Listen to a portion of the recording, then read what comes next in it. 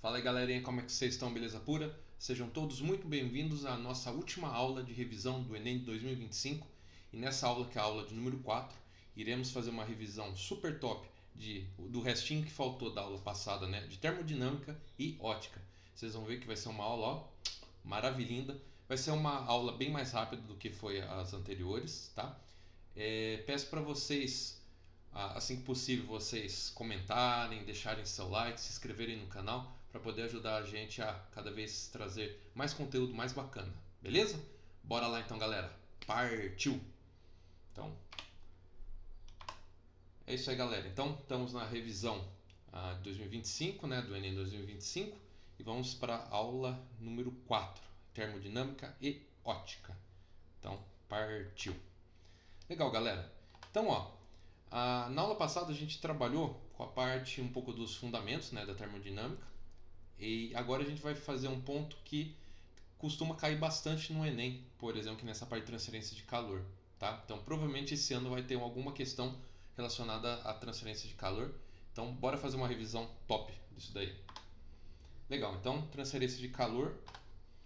O que iremos abordar? Vamos falar sobre a condução, a convecção e a radiação. Top! Bora lá. Legal. Então, a primeira transferência que vamos falar vai ser a condução. O que vem a ser a condução?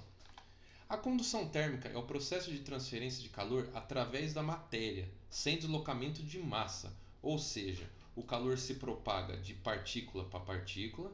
Então, isso aqui é importante. Então, o calor se propaga de partícula para partícula, ou seja, o calor flui do ponto mais quente para o mais frio dentro de um corpo, ou entre corpos em contato sem transporte de material. Legal. Então é um processo que transforma ou transfere, né? Transfere calor sem deslocamento de massa. Isso é muito importante, tá? Então, se a gente colocar uma figura que pode representar esse processo, seria esse daqui, ó.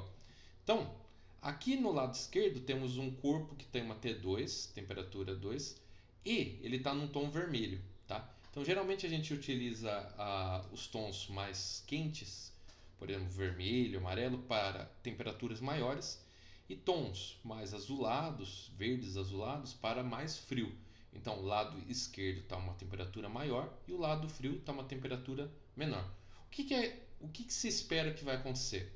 O calor ou a temperatura que está aqui, por ser maior que está aqui, então se espera que o calor, que é a energia térmica em movimento, vai sair do corpo quente e vai para o corpo frio, tá?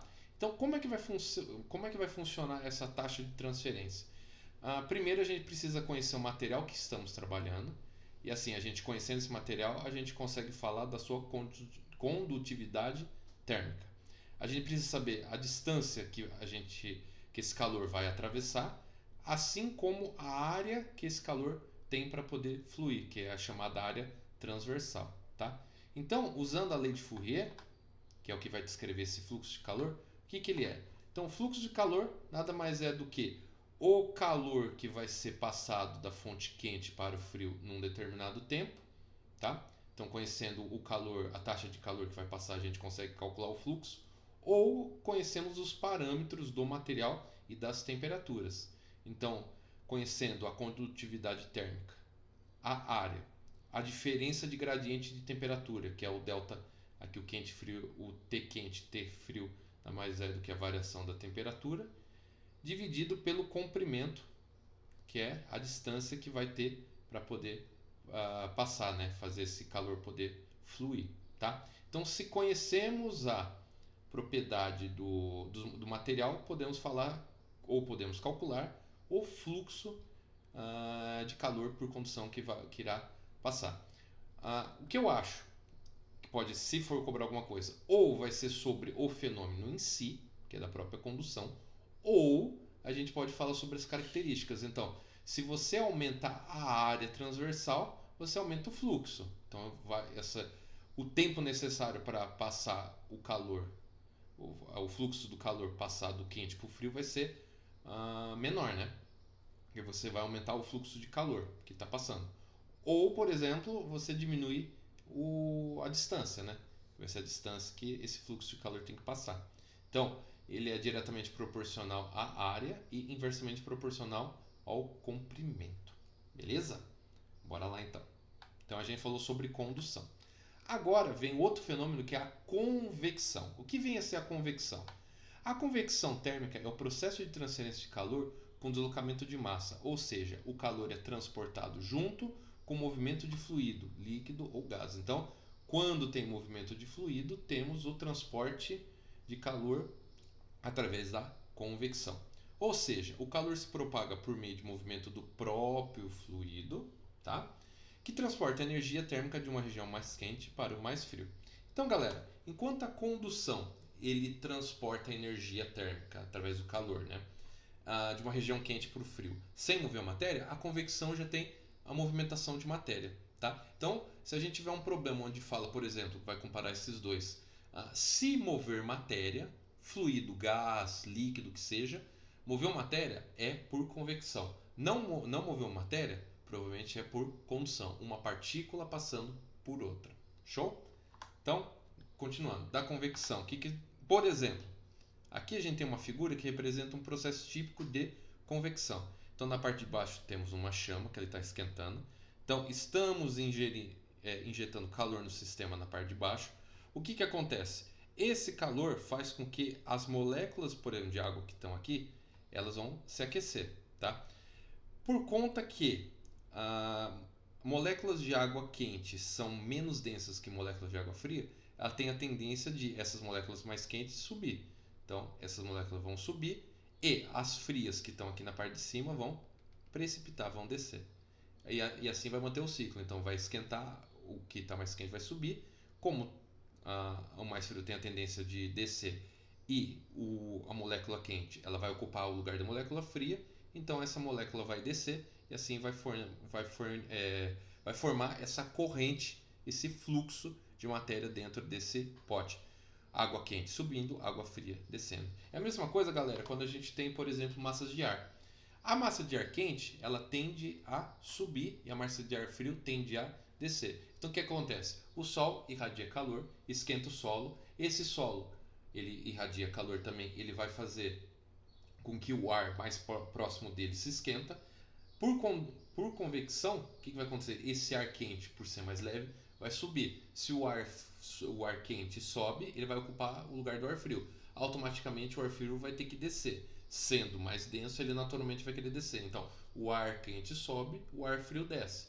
E assim vai esquentar. Então, ele vai acabar subindo. Esse que estava frio vai esquentar. O que estava lá em cima, que estava quente, vai esfriar. E vai surgir ou vai aparecer esse fluxo de matéria. Então, fluxo de matéria, matéria se mexendo, transportando a energia térmica, transportando calor, é por convecção.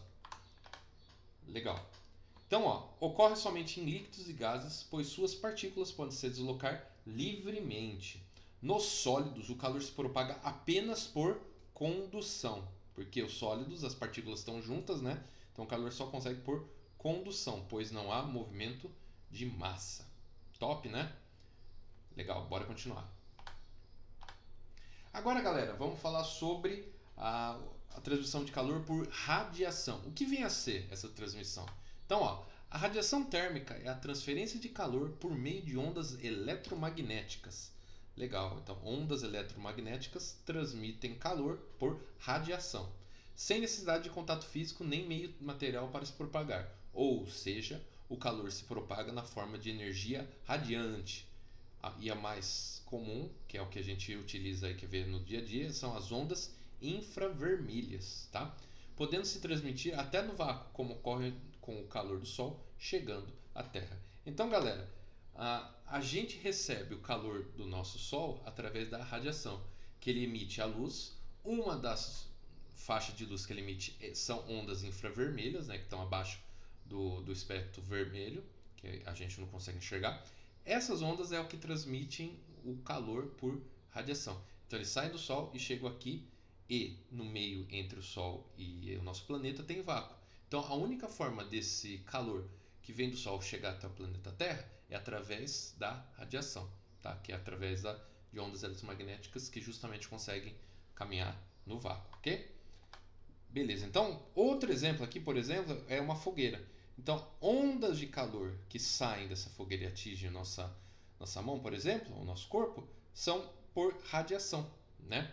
Claro que numa fogueira a gente temos as três formas de calor. Então, temos condução? Tem condução de uma partícula para outra. É mais devagar, mas tem. Temos convecção? Temos também. O ar que está aqui em volta vai ficar quente, vai ter a tendência de subir, vai ocupar para cima o ar que está mais frio, vai ter a tendência de descer. Então pode ocorrer convecção. Porém, a principal forma de transmissão de calor, ou a mais eficiente nesse caso aqui, é por radiação, onde ondas eletromagnéticas da faixa do infravermelho saem aqui do fogo e se espalham para todas as regiões, podendo esquentar o que venha a ter contato com essas ondas. Show, né? Então, ocorre em sólidos, líquidos, gases e até no vácuo. É transmitida por ondas eletromagnéticas, especialmente as infravermelhas.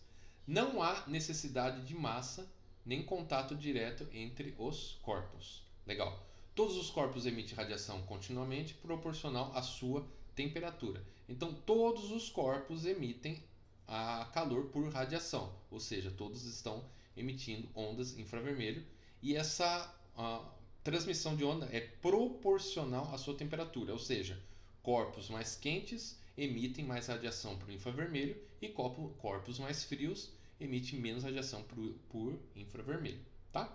E quanto maior a temperatura, maior a energia e intensidade da radiação emitida. Então, porque é diretamente proporcional. Então, maior temperatura, maior radiação, ou seja, maior emissão de calor por ondas infravermelhas. Beleza? Então, galera, é possível um mesmo processo, numa mesma condição, por exemplo, dessa fogueira, nós temos as três opções de transmissão de calor, tá? Porém, se cair numa prova, às vezes perguntando qual é a mais eficiente ou qual é a que primeiro tem um efeito, então a gente precisa analisar caso a caso. Então, por exemplo, essa aqui da fogueira. A mais eficiente ou a que tem um efeito primordial sobre as demais, nesse caso é a radiação, tá? Por quê? Porque o efeito é imediato. Produziu o fogo já está emitindo ondas eletromagnéticas na faixa do infravermelho, essa radiação já está se espalhando por todo lado.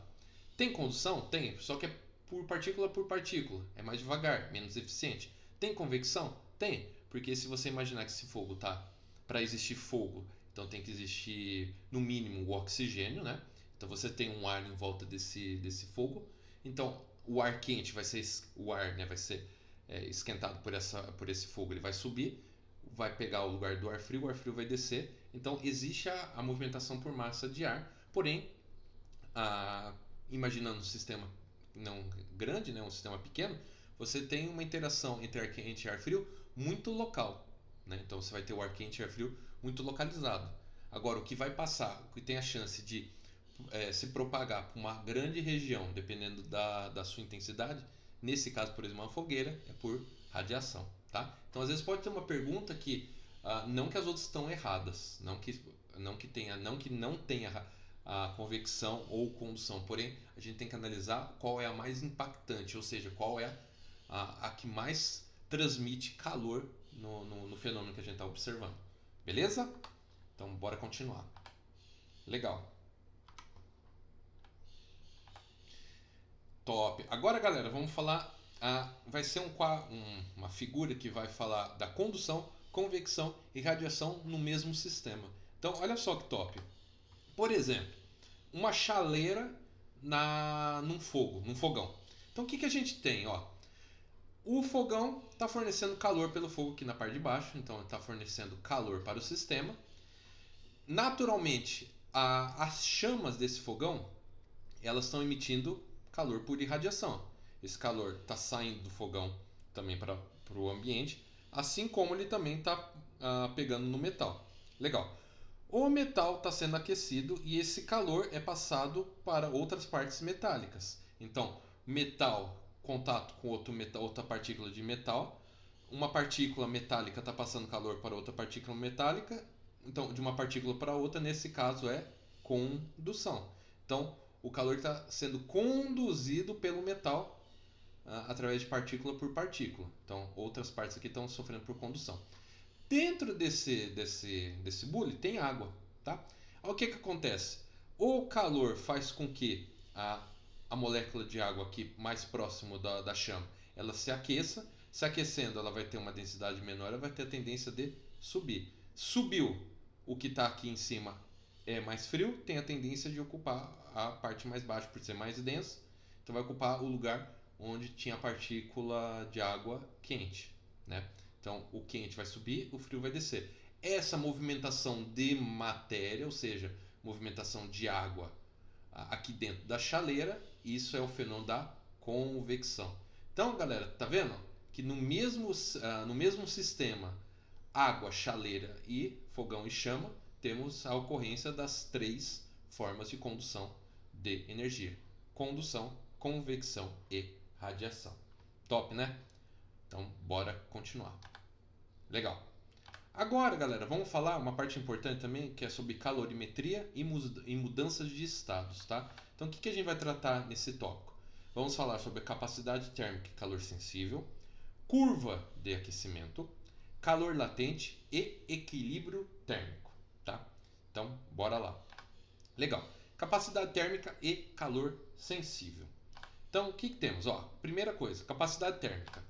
A capacidade térmica de um corpo é a quantidade de calor necessária para variar sua temperatura de 1 grau Celsius ou 1 Kelvin, tá?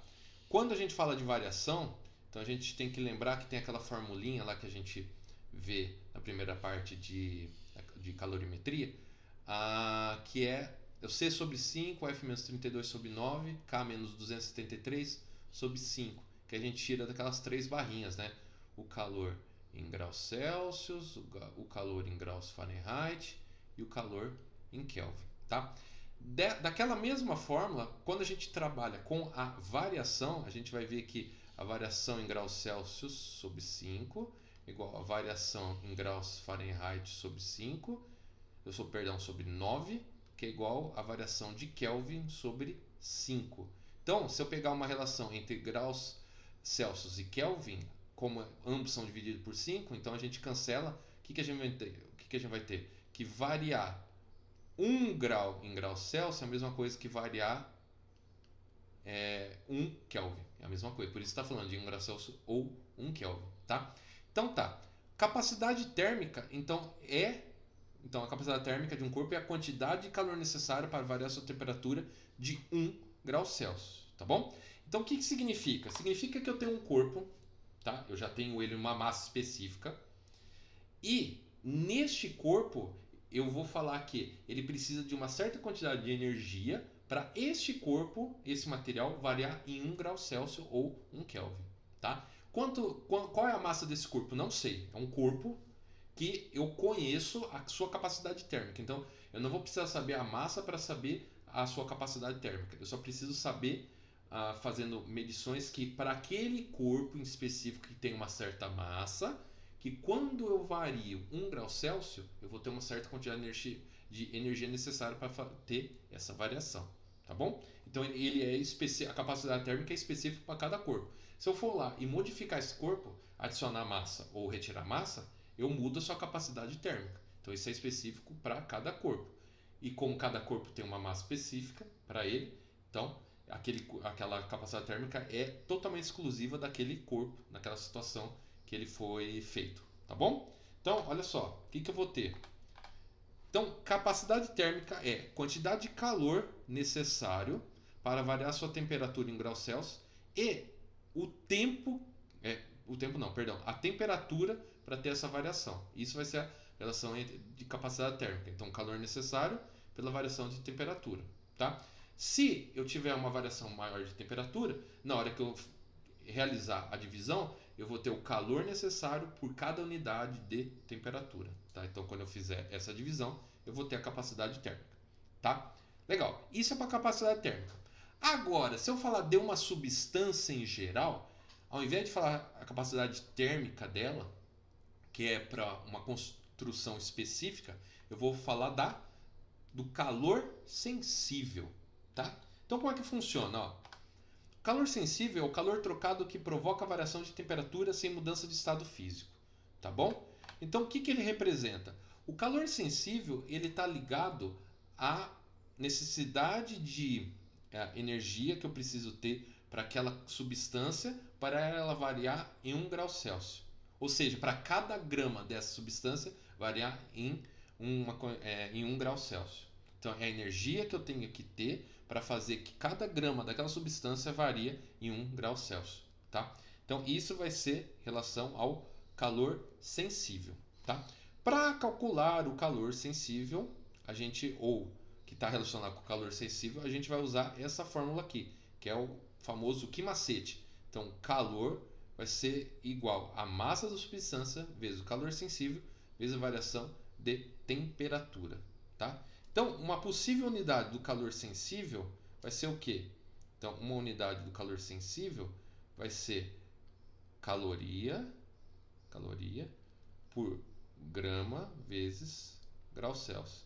Então, para você aumentar em uma caloria uma substância que tem 1 grama variando 1 grau Celsius, isso vai ser a unidade do calor sensível, né? Então ele vai estar relacionado à energia, caloria, à massa e a variação da temperatura. Legal? Agora, qual é a relação então entre capacidade térmica e calor sensível? Legal. Então, por exemplo, eu posso utilizar essa equação para calcular ou para trabalhar com calor sensível. Olha só, a capacidade térmica. Se eu analisar aqui, eu já tenho, né, que a capacidade térmica é a quantidade de calor por variação de temperatura. Então, se eu passar a variação de temperatura multiplicando, então o que eu vou ter? Eu vou ter que calor vai ser capacidade térmica vezes variação de temperatura. Para se aproximar desse cara aqui, que é o Q-macete, então massa vezes calor sensível vai ser a própria capacidade térmica. Então a gente vai ver que capacidade térmica nada mais é do que a massa vezes o calor sensível. Tá? Então o que a gente vai ter aqui? Aqui, então se eu tenho uma substância, eu conheço a substância que eu estou trabalhando. Eu pego uma quantidade de massa específica para essa substância, automaticamente eu já vou ter a capacidade térmica daquela, não da substância, mas do corpo formado com aquela substância. Tá? Então, por exemplo, se eu tenho água, ela tem o calor sensível dela é de 1 caloria grama por grau Celsius. Ou seja, eu preciso de 1 caloria para esquentar 1 grama dessa substância de água em 1 grau Celsius. Tá? Agora, se eu pego essa água e eu pego, por exemplo, 1 grama, então, se eu tenho 1 grama, então se eu multiplicar por aquela 1 grama, eu vou ter caloria por grau Celsius. Então, o calor, a unidade do calor da capacidade térmica vai ser o quê? Por exemplo, uma unidade possível vai ser caloria por grau Celsius.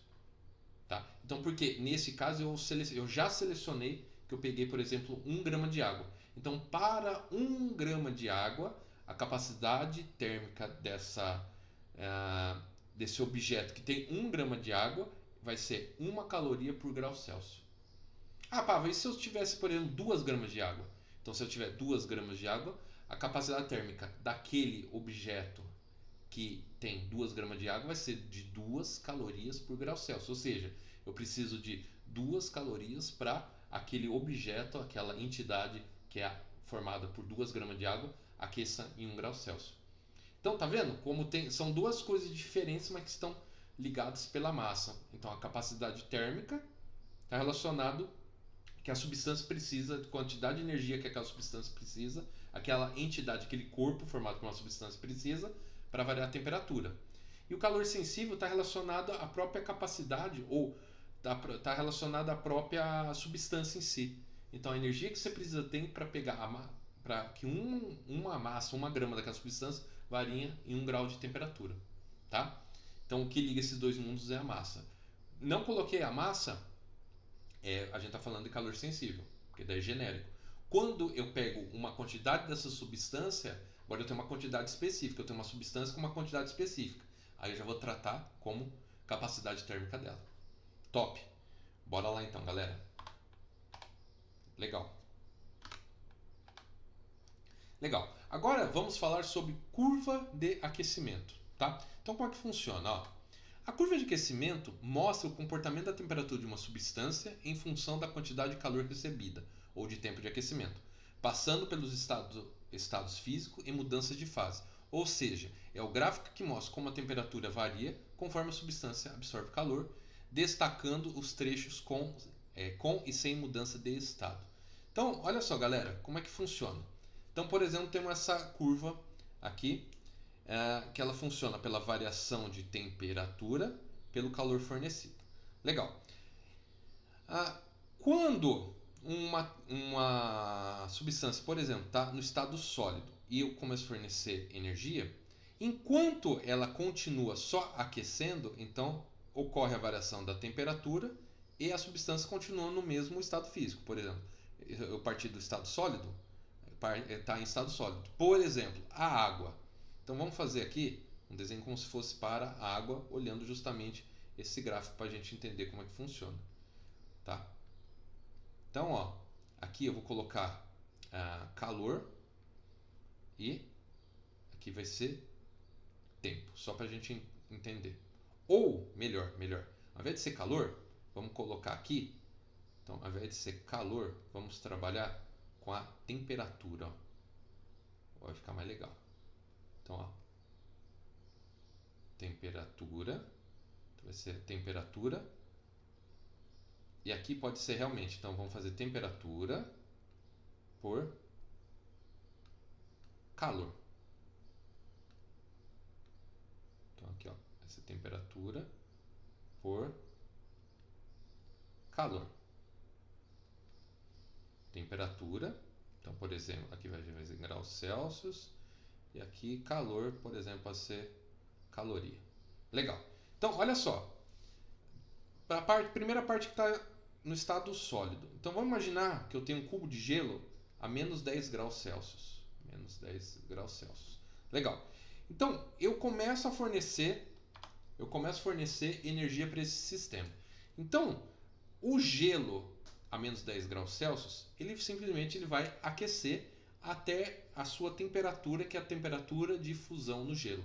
Imaginando que estamos, por exemplo, na CNTP, condições normais de temperatura e pressão, ou seja, pressão de uma atmosfera. Então, o que a gente tem aqui? Então, a gente vai ter a pressão de uma atmosfera, por exemplo, estamos no nível do mar, e a temperatura ambiente é de 25 graus Celsius. Então, estamos no mar a uma temperatura de 25 graus Celsius. Então, essas são as condições normais de temperatura e pressão. Então, esse meu gelo a menos 10, quando eu forneço calor, o que vai acontecer? Ele vai começar a subir sua temperatura até atingir o 0 graus Celsius, que é a temperatura onde ele começa a se tornar de gelo para líquido, que é a fusão. Então, aqui o que vai acontecer? A gente vai ter um gráfico que ele vai começar a subir assim, ó. Vai subir. Vai subir até chegar a 0. Legal. Então, a gente falou dessa parte aqui. Quando ele entra no processo de fusão, fusão é mudar de um estado para o outro. Quando uma substância muda de um estado físico para outro, a sua temperatura, quando é uma substância pura, homogênea, bonitinha, a gente considera que sua temperatura não varia. Então, enquanto tiver uma lasquinha de gelo naquela mistura no meu sistema, a temperatura tem que ser a mesma. Então, não pode variar. Então, por um período, vamos colocar aqui, vou até colocar aqui, ó, por um período aqui, a substância, então vou trocar só aqui, ó. Então, a substância, aqui, ó, continua com a mesma temperatura, não variou. Eu continuo fornecendo calor. Nesse ponto aqui ele faz a fusão. Então todo o gelo virou líquido. Legal. Aí eu continuo fornecendo calor. O que vai acontecer? Vai chegar um ponto que aqui ele vai começar a subir, então vai subir, até atingir o ponto onde essa substância vai trocar de novo o estado físico. Nesse caso, por exemplo, para a água a gente sabe que é a 100 graus Celsius. Quando a água chega a 100 graus Celsius, o que acontece? Ela vai trocar de líquido para vapor. Vai ser o processo que ele chamou de vaporização. Então, o que vai acontecer? Quando ele for trocar de processo, quando ele for trocar de fase, a gente vai continuar fornecendo calor, a temperatura vai continuar estacionada. Aí toda a água que você está no sistema virou vapor? Beleza. Aí o que acontece? Se você mantiver esse sistema fechado, então você vai continuar fornecendo calor, a sua temperatura vai começar a subir novamente. Então o que a gente tem aqui? Ó? De menos 10 a 0, a gente tem só sólido. De 0 até, ou em 0, com certa quantidade de tempo, ou seja, através de um calor recebido, então aqui é sólido. Aqui vai ser fase de transição, vai ser sólido mais líquido. Depois que virou totalmente líquido, a temperatura vai voltar a subir. Então a gente já está na fase líquida. Então estamos aqui, ó, fase líquida. Quando atingirmos o ponto de 100 graus, o que vai acontecer? Vai acontecer a segunda transformação, que vai ser de líquido para gás. Então ele vai continuar nesse patamar até todo líquido, até a última gotinha do líquido virar gás. Virou gás? Beleza, aí a temperatura continua subindo. Tá bom? Então, fusão é de líquido, é de sólido para líquido, aí fica líquido. Vaporização é de líquido para gás. Depois o vapor vai ser o próprio gás, que por exemplo vai ser o vapor de água. Tá bom? Então, galera, a gente tem que se atentar que para cada substância vai ter patamares diferentes, mas substâncias puras, imaginando saindo sólido e indo paulatinamente, indo devagarzinho com esse aquecimento, eles vão passar então de sólido, vai fundir, o líquido que vai surgir dessa fusão vai esquentar, vai entrar no processo de vaporização, depois de vaporização vai virar vapor, né? Aqui de vaporização de líquido para gás, depois no vapor totalmente gasoso. Belezeira? Isso aí, bora continuar então. Legal. Agora, galera, então a gente comentou anteriormente sobre o calor sensível e capacidade térmica, que é quando a gente não está relacionado à variação de temperatura, ou seja, a substância é a energia que você precisa para aquecer uma substância, para ela variar a temperatura.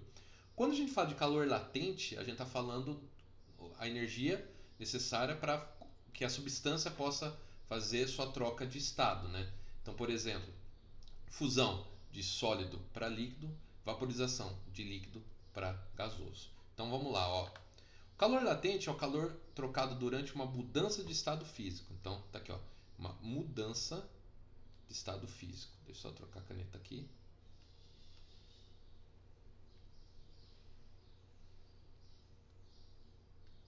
Legal. Então, mudança de estado físico. Opa, trocar para cá. Legal. Sem a variação de temperatura. Legal. Então, quando envolve calor latente, a gente tem a troca do estado físico, porém sem a variação da temperatura. Ou seja, durante a fusão, solidificação. Então, durante a fusão, solidificação, vaporização ou condensação, o calor é usado ou liberado para romper ou formar ligações intermoleculares sem alterar a temperatura da substância. Legal. Então, para o calor latente, a gente usa. Lembra que a gente tinha um Q macete, né? Então, o Q macete ou o Q é igual a. Aqui é o Czinho, tá? Aí ou é o Czão vezes variação de temperatura. Então a gente usa o calor específico ou capacidade térmica. Aqui a gente vai usar o Q moleza. Então Q igual a M vezes L. Então o L é o calor latente da substância. Então uma quantidade de substância necessita uma certa quantidade de calor para fazer a troca do seu estado físico, a mudança do estado físico. Legal. Então o que a gente tem? Ó, aqui a gente vai colocar uma tabelinha para falar sobre como é que funciona os processos. Então, ó, fusão, o tipo de processo, né? Fusão nada mais é do que a mudança de sólido para líquido. Para você de sólido para líquido, você precisa fornecer calor. Então a quantidade de calor é maior que zero. A substância ela absorve calor.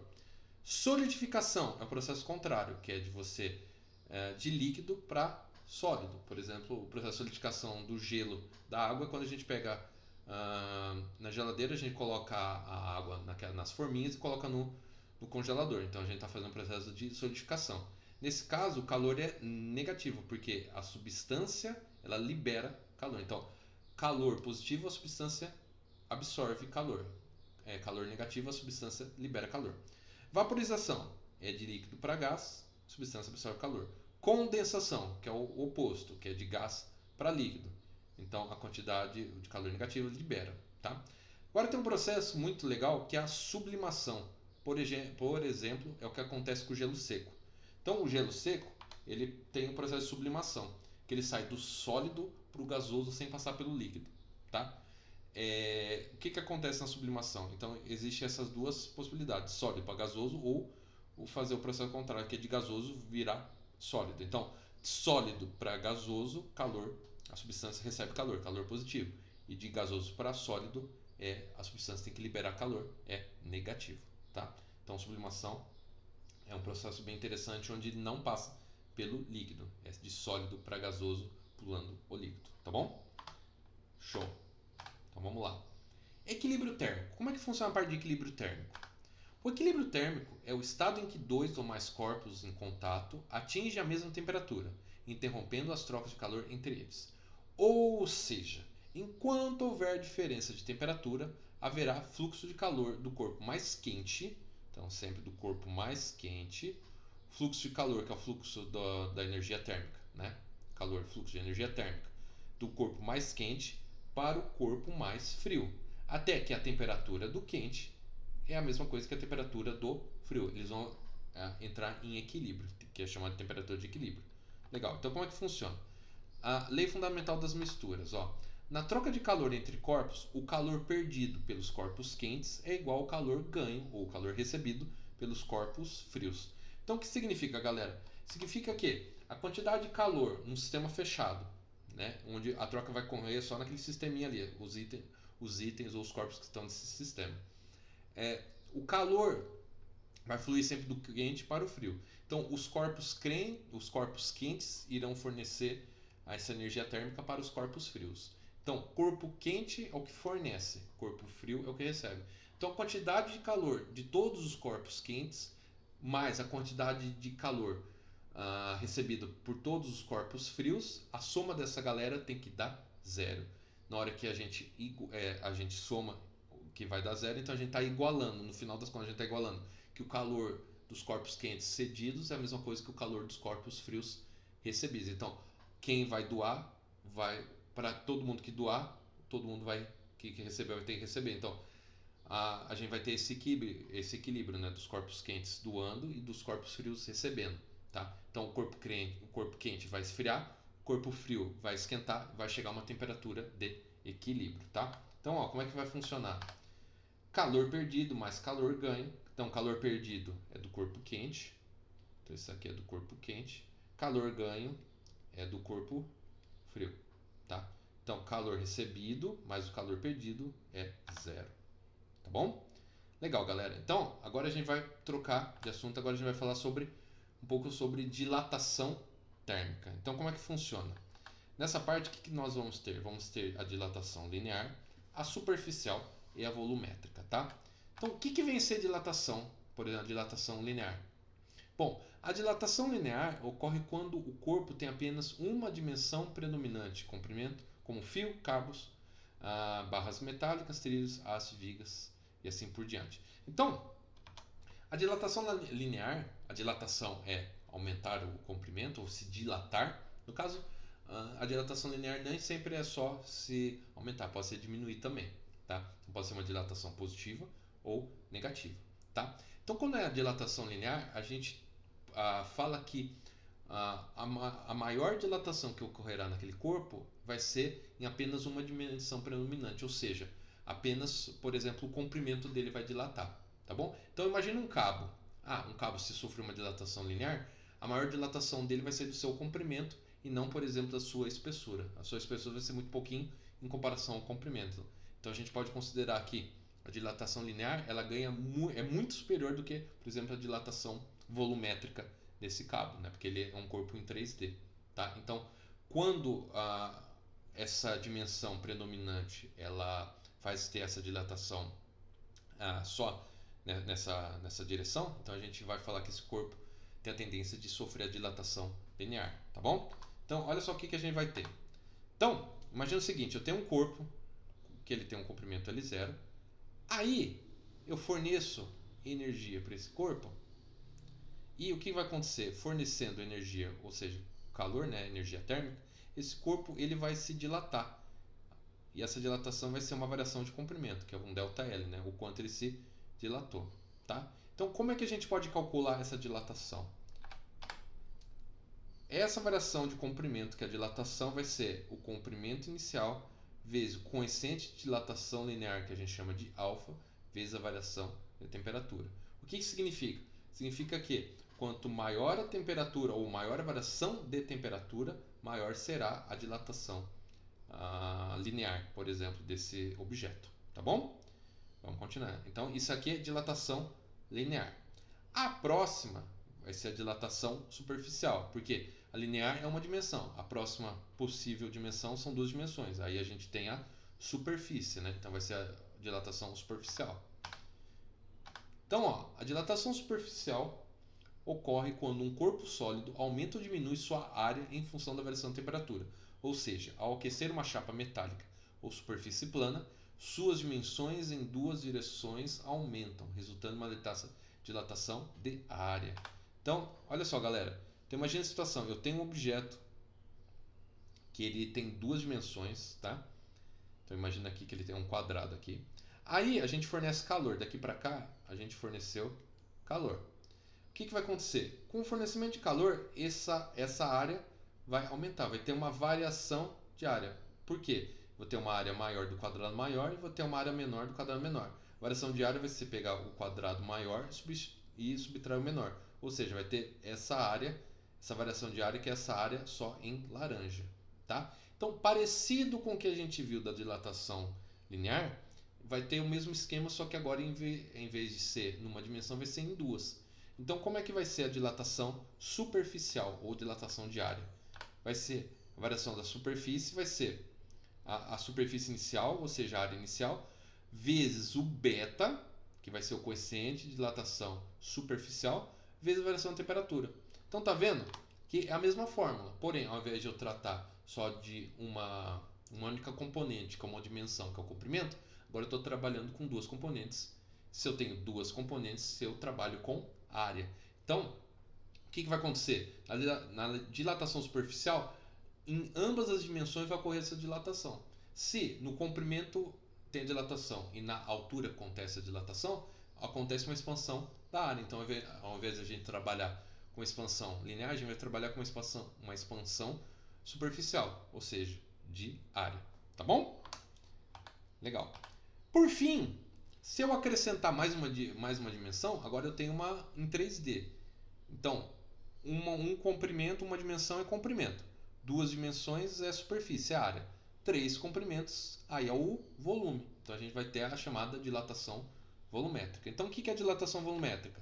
Dilatação volumétrica é o aumento ou diminuição de volume de um corpo quando há variação de temperatura. Ou seja, ao aquecer um corpo, suas três dimensões, comprimento, largura e altura, se expande, provocando aumento de seu volume total. Então, como eu falei, vai ocorrer dilatação linear nas três dimensões ao mesmo tempo: no comprimento, na largura e na altura. Como ocorre nas três dimensões desse corpo, três dimensões, a gente está trabalhando com o volume, tá bom? Então, olha só, um corpo que tinha um volume inicial, eu forneço uma variação de temperatura, ou seja, eu forneço calor. O que vai acontecer? Ele vai ocupar um volume maior, tá? Esse volume, a variação de volume, é você pegar o volume maior e subtrair o volume menor. Então, todo esse volume aqui, esse corpinho aqui, ó, que está transparente, é a variação do volume. Então, como é que vai ser? Vai ser a mesma fórmula das anteriores, das outras duas, porém, a gente vai trabalhar com coeficiente de dilatação volumétrica no caso, né? Então, olha só, variação de volume vai ser o volume inicial vezes o gama, que é a variação coeficiente de dilatação volumétrica, vezes a variação de temperatura. Legal. Então, como a gente está trabalhando com substância, então a mesma substância ela pode ter, ou ela terá, no caso, né, as três dilatações. Então vai ter a dilatação linear, dilatação superficial e dilatação volumétrica. No caso, o índice, né? Então, o índice de dilatação linear, o índice de dilatação superficial e o índice de dilatação volumétrica. Então, se eu faço um cabo, por exemplo, um cabo fininho e comprido, então a principal dilatação vai ser a dilatação linear. Agora, se eu pego esse cabo, sei lá, feito de cobre e faço uma chapa fina, uma chapa fina vai ter a dilatação no comprimento e na largura, ou seja, vai ser a dilatação de área. Agora, se eu pego o mesmo cobre e faço um cubo, opa, um cubo já tem altura não desprezível. Então eu tenho comprimento, largura e altura. Eu tenho um sistema tridimensional, então vai ser volume, tá? Então o mesmo material, por exemplo, cobre, vai ter um valor de dilatação linear, dilatação superficial e dilatação volumétrica. E como é que a gente relaciona essas três dilatações, ou seja, esses três coeficientes? Então, ó, relação entre os coeficientes de dilatação. Então, o coeficiente linear, ele é a metade da superfície. Porque a superfície são duas dimensões. Lembra que o linear é uma. A mesma coisa que aqui está dividido por 1. Então, o alfa é 1.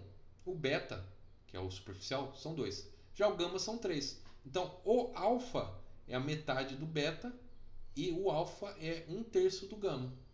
Faz sentido, né? Porque se o alfa, que é o linear, e o beta é o coeficiente superficial, superfície são duas.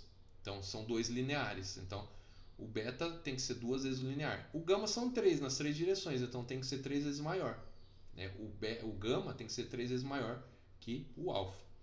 Então, se cair alguma coisa relacionada à dilatação, às vezes pode falar alguma coisa de coeficiente ou mesmo do fenômeno que acontece, dilatação linear, superficial ou volumétrica.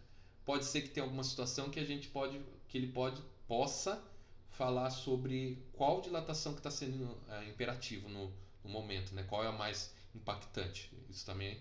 Ou falar sobre os índices de dilatação. Tá bom? Então a mesma substância ela tem 3 índices diferentes para o linear, para o superficial e para o volumétrico. Tá bom? Então bora lá. Legal, galera. Então a gente encerrou aqui essa parte de termodinâmica. Tá? Então a gente falou as principais coisas que tem chance de ser cobrados agora no Enem. Tá? Revisando tudo que já caiu em provas anteriores, aí qual é a tendência. Agora a gente vai falar sobre ótica. Também vai ser um estudo bem simplificado, bem voltado com coisas que têm chance de serem cobradas no Enem desse ano, tá bom? Então agora a gente vai passar para ótica, começando com fundamentos. Então, olha lá. Show! Então, galera, ó, dos fundamentos, o que a gente tem? A gente vai falar sobre conceito de luz, meio de propagação, princípio da propagação da luz, sombra e penumbra, câmara escura e eclipse solar e lunar. Que tem chance de ter alguma questão falando sobre principalmente essa parte de luz e sombra, tá? Então, bora lá, ó. Conceito de luz. O que a gente tem? A luz é uma forma de energia capaz de produzir sensação visual dos nossos olhos. É uma onda, então a luz que a gente enxerga é uma onda eletromagnética, que não necessita de um meio material para se propagar. Ou seja, a luz é uma energia radiante que nos permite enxergar os objetos e perceber as cores e formas ao nosso redor. Tá bom? Então a luz, ela é uma onda eletromagnética, ou seja, ela tem uma componente elétrica, uma componente magnética. É uma onda transversal, que a gente já viu na parte de ondulatório, lembrando, né? Então a luz é uma onda transversal. E por ela ser uma onda eletromagnética, ela não necessita de um meio para se propagar, que é o que acontece no vácuo, né? Então a luz sai do Sol e chega até a gente, porque ela consegue se propagar no vácuo. Ela mesmo cria o seu caminho de propagação por ser essa dualidade parte magnética e parte elétrica, tá? Então o que acontece? Essa luz se propaga no vácuo, chega até a gente, ela bate nos objetos e do jeito que ela bate nos objetos, uma parte é absorvida e outra parte não é absorvida. Dependendo do que é absorvido do objeto, vai chegar nos nossos olhos, aí vai formar as cores, tá certo? Então vamos lá, ó. Natureza da luz. Então, a luz ela pode assumir duas naturezas distintas. Uma é a natureza ondulatória, a outra é a corpuscular, ou seja, de partícula. Na ondulatória, comporta-se como uma onda eletromagnética com frequência e comprimento de onda. Agora, também ela pode se comportar como uma partícula. Em certos fenômenos, se comporta como partículas chamadas fótons, que transportam energia. Então, a luz ela tem essa dualidade, que chama dualidade onda-partícula. Então, dependendo da situação e dependendo do jeito que a luz é colocada num determinado meio, numa determinada situação, uma circunstância, uma hora ela pode se comportar como uma onda, tá? Então ela vai ter a interferência de onda, podendo ter vales e cristas. Lembra que a gente viu aquela parte de interferência construtiva e destrutiva de onda?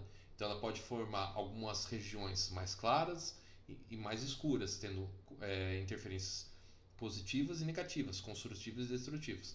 Dependendo do jeito que for feito o experimento, a gente vai ter como a onda se comportando como se fosse uma partícula. Tá? Aí a gente não vai ter aquela distribuição de claros e escuros como se fosse uma interferência de onda. Tá? Então isso da natureza da luz. Legal. Agora, tipos de fontes que a gente tem para a criação ou para a geração dessa luz. Então, fontes que são ditas primárias são fontes que emitem luz própria. Por exemplo, o sol, uma lâmpada, uma chama. Qualquer corpo, objeto, qualquer ente que produz sua própria luz, ela é chamada de fonte primária. O resto que ela simplesmente reflete a luz são fontes secundárias. Então, fontes secundárias reflete luz recebida. Lua, livros, pessoas, paredes, objetos em geral, tudo que não produz sua própria luz, ela vai refletir. E refletindo é uma fonte secundária. Legal. Então, agora vamos falar sobre meios de propagação dessa luz. Como é que funciona? Os meios de propagação da luz são os materiais pelo qual os raios luminosos se propagam com maior ou menor facilidade. Cada meio tem propriedades diferentes quanto à transparência, reflexão e absorção da luz. Assim, dependendo do meio, a luz pode passar livremente, se espalhar parcialmente ou ser bloqueada totalmente. Então, dependendo do meio que essa luz vai passar, ou ela pode simplesmente passar sem enxergar o meio, passar livremente, ou ela pode se espalhar parcialmente, então parte da luz vai sofrer alguma interferência desse meio, ou ser totalmente bloqueada por esse meio, não deixar a luz passar. Por exemplo, passar livremente, se você tem por exemplo, um vácuo, um ar limpo, a luz passa livremente. Agora, se você tiver por exemplo, no nevoeiro, a gente parcialmente essa luz consegue passar, parte não vai conseguir. E, por exemplo, uma parede vai bloquear totalmente a luz não consegue passar por essa parede, tá bom? Legal. Então, olha só. Meios que são ditos meios transparentes, ou seja, aqueles que permitem a passagem da luz. Então, permite a passagem regular da luz, formando imagens nítidas. Quais são exemplos? Ar, vidro limpo, água pura, tá? Então, são meios que são ditos meios transparentes. A luz ela não enxerga esse meio, então ela passa livremente por ele como se ela nem percebesse a existência desse meio. Agora, um meio translúcido é aquele meio que parte da luz consegue passar e parte não consegue. Então, permite passagem parcial da luz, mas não forma imagens nítidas, tá? Então, imagem nítida é para meio transparente. Em meios translúcidos, forma imagem meio opaca, meio borrada. Então, vidro fosco, papel vegetal, neblina. Você tem uma imagem meio borrada do que está formando, né? Do que está passando por ele. Legal. Por fim, meios opacos impedem a passagem total da luz, formando sombra total. Madeira, metal, parede, objetos em geral que não deixam passagem de luz são objetos que são chamados de opaco. Beleza? Legal. Olha só. Agora, continuando falando do meio de propagação, agora vamos falar dos tipos de meio que a gente pode classificar. Legal. Falando desses meios em relação ao índice de refração, o que nós temos? Temos meios que são ditos homogêneos e temos meios que são ditos heterogêneos. O que é um meio homogêneo? O meio homogêneo é o que tem o mesmo índice de refração em todos os pontos. A luz se propaga uniformemente. Por exemplo, ar puro, vidro uniforme, água limpa. Significa que naquele meio o índice de refração, que depois a gente vai ver certinho o que vem a ser o índice de refração, que nada mais é do que a relação da velocidade com que a luz se propaga nesse meio em relação à velocidade absoluta dela no vácuo, que é a máxima que ela pode atingir. Então a gente tem essa relação. Um meio que é dito homogêneo significa que o índice de refração em todos os pontos nesse meio são iguais, ou seja, ficou tudo homogêneo, tudo igual. Então não tem diferença. Agora, o índice de refração baseado em meios heterogêneos é diferente. Índice de refração varia em diferentes regiões. A luz se desvia ou se espalha. Por exemplo, ar com fumaça, atmosfera, água com bolhas. Então, dependendo da porção da substância que você pegar, vai ter índices de refrações diferentes. Então, o comportamento da luz vai variar, não vai ser homogêneo, vai ser, dependendo da região que ela atingir, ela vai ter comportamento diferente. Então, ela vai se comportar diferente em regiões que são heterogêneas, ou seja, o índice de refração não é padrão, não é comum para todos os pontos, né? Legal. Agora, a gente falou sobre o índice de refração, né? Agora a gente pode falar sobre a velocidade de propagação. Quando a gente tem um meio que é dito isotrópico, significa que a luz se propaga com a mesma direção em todas as direções. Por exemplo, vidro comum. Significa que não importa o jeito que você pega esse vidro, a luz ela vai sempre se propagar com a mesma velocidade para todas as direções que ela andar nesse material. Isso é um meio isotrópico. Agora, um meio anisotrópico são que velocidade depende da direção de propagação. Ou seja, a velocidade varia de acordo com a direção que a gente está fazendo essa luz se propagar. Por exemplo, cristais, certos plásticos. Tá? E isso, o que vai acontecer? Dependendo da velocidade, a variação da velocidade, você vai ter, como a frequência ela sempre permanece constante, quando ela troca de meio ou ela está passeando, por exemplo, por esse meio. Então, se você troca a velocidade, você vai influenciar no comprimento de onda. Então, dependendo por exemplo, um meio anisotrópico, cristais, certos plásticos, quando uma luz entra nesse cristal, dependendo da situação, se for um meio anisotrópico, então, na hora que a luz estiver caminhando por esse cristal, várias velocidades, elas vão ter várias velocidades dentro desse cristal. Como a frequência dela não varia, então ela vai trocar o seu comprimento de onda. O que significa? Que ela vai emitir cores diferentes. Então, dependendo como ela passar por esse cristal, ela vai se quebrar em várias cores diferentes. Então, dependendo do cristal, a gente pode ver várias cores sendo formadas, tá? Aí fica um meio mais caótico. Agora, isotrópico não. O isotrópico ela mantém a mesma velocidade em toda direção. Então, não importa o jeito que você pega esse objeto e incide a luz nele, nesse objeto, dentro dele, a luz não vai variar sua velocidade por variar a direção, tá bom? Então são meios ditos isotrópicos. Legal. Legal. Agora vamos falar sobre princípios da propagação da luz. O que nós temos? O primeiro princípio é a propagação retilínea da luz. O que significa? Significa que a luz anda em linha reta, ela não faz curva, ela sempre anda em linha reta. Ela foi gerada, a partir do momento que ela foi gerada, ela sempre vai andar em linha reta. Então olha só, em meios homogêneos, transparentes e isotrópicos, que é os meios que vamos estudar para fazer conta, para fazer os exercícios. Então são meios que são homogêneos, transparentes, isotrópicos, são os meios perfeitos. A luz se propaga em linha reta, ou seja, não faz curva. Ou seja, a luz não faz curva, ao atravessar um meio uniforme, ela segue trajetórias retilíneas. Então, se a gente considerar meios homogêneos, transparentes e isotrópicos, a luz sempre propaga em linha reta, tá bom? Para fazer, quando a gente trabalha com as questões, a gente trabalha nesse meio ideal, vamos chamar de meio ideal, que é um meio homogêneo, transparente e isotrópico, tá bom? Então a luz sempre se propaga em linha reta. Outro princípio é o princípio da independência dos raios. O que significa? Significa o seguinte: raios distintos são independentes. Então, o que significa? Se você pegar um raio de luz, por exemplo, um facho de luz, passar por outro facho de luz, esse raio não vai interferir com esse outro raio. Ou seja, esse raio nem vai enxergar a existência desse outro raio. Eles vão passar um pelo outro e depois que tiver esse cruzamento, eles vão continuar como se nada tivesse acontecido. Um não vai interferir no outro, tá? Então, o que a gente tem? Quando dois ou mais feixes luminosos se cruzam, cada um se propaga como se o outro não existisse. Ou seja, os raios de luz não se interferem entre si. Podem se cruzar e continuar suas trajetórias normalmente. Então podemos ter cruzamento de raios, onde um raio A não vai interferir num raio B. Esse raio A está vindo nessa direção nesse sentido, nessa direção nesse sentido. Teve o cruzamento dos raios? Não tem problema. Esse raio B vai continuar na mesma direção, no mesmo sentido depois do cruzamento. A mesma coisa que o raio A vai continuar na mesma direção, no mesmo sentido depois de ter passado pelo raio B. Tá bom? E por fim, temos o princípio da reversibilidade dos raios de luz. O que ele quer dizer? Ele fala o seguinte: o caminho seguido pela luz é o mesmo, independente do sentido da propagação. Ou seja, se a luz pode ir de A para B, pode voltar de B para A pelo mesmo trajeto. Então, isso é a reversibilidade dos raios.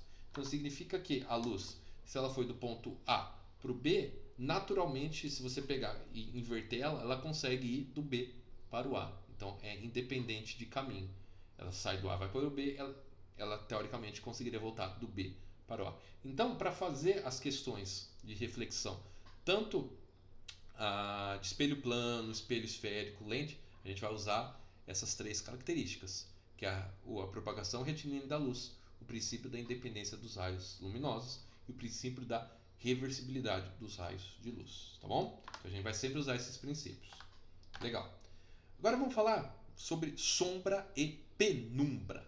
Bora lá. A sombra é a região onde a luz não chega. Então, se é sombra, não tem luz, devido à presença de obstáculo opaco entre a fonte de luz e a superfície iluminada. Quando a fonte é dita uma fonte extensa, forma-se também uma região parcialmente iluminada, chamada de penumbra. Lembrando que a gente chama de sombra, também pode ser chamado de umbra. Tá? Então, a penumbra significa uma área que é parcialmente sombra, ou seja, parcialmente iluminada. E a sombra em si é a umbra, tá bom? Então, quando a gente tem uma fonte extensa, a gente tem regiões parcialmente iluminadas, chamada de penumbra. Ou seja, a luz se propaga em linha reta, se algo estiver no caminho, bloqueia a parte dos raios, criando zonas escuras e semi-escuras, tá bom? Então, o que a gente tem? Ó, aqui a gente vai falar sobre o tipo de fonte, característica e o efeito. Então, se você tem uma luz que é dita pontiforme, o que a gente pode lembrar de uma luz pontiforme? Por exemplo, um laser, um LED.